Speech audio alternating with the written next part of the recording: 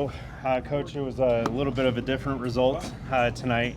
What was the conversation coming into the room this morning or this afternoon? Nothing profound.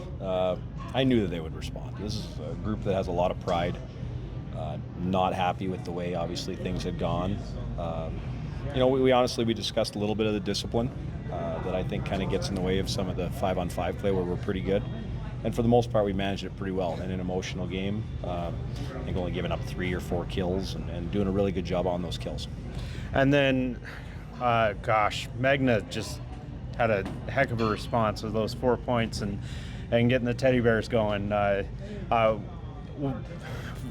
What's the thing I'm trying to say is, is that something that you would expect from him every night when you guys have that type of a game the previous day? Well, not 4 points. It's not something I'd be expecting, but obviously expecting a response. He's the leader of the team for a reason, but the 4 points, I mean, he's piling them up here in the last little bit. He's on one of those hot stretches, so you're hoping to just ride it.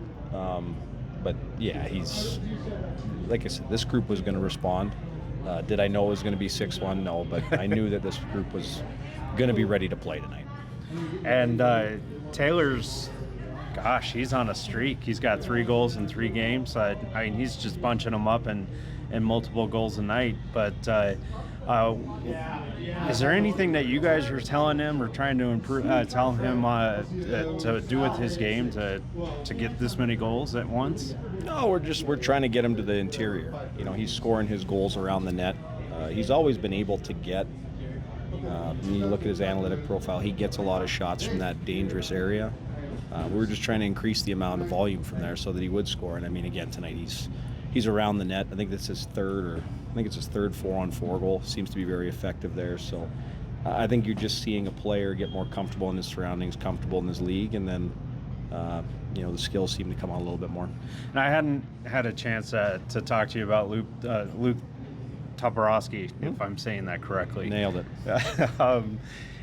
How big of an addition do you think he has been to the lineup? Well, I think our room, I'm going to give them credit for welcoming him in and making him feel a part of the group immediately. I think that always helps. And then his skill set complements our group really well. He's tenacious on the puck, really good on the forecheck, moves his feet, and he's got some finish. So he's able to play up and down your lineup. And when we're going to get a lot of bodies here, he's making it hard to take them out. I was just talking to him, and I said he complements Tristan Nielsen really well. Both have very similar styles on the wings together, and he was saying that maybe this could pay off just like Tristan did. Do you happen to agree? Yeah. I think he's doing what he has to do right now to endear himself to his teammates.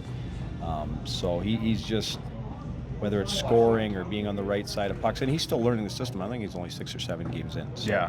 He's still learning, still getting comfortable in the surroundings, moving to a new city, new teammates. It's only going to get better for him. And then you guys have Henderson up next week. What are your thoughts on taking on Henderson, another division rival? Yeah, honestly, I know nothing about him. We haven't even started the pre-scout. We get 6 days of practice here. Obviously, we won't practice every day, but 6 days before we get to that game. So a lot of time to break down some film and see what we're going to get there. But all the games in this division are competitive. Playing them in the prospect tournament, they're going to play hard. And I know Kreger really well. I know the way he wants his teams to play. So I expect another tightly contested Pacific Division game. Awesome. Thank you so much, Coach.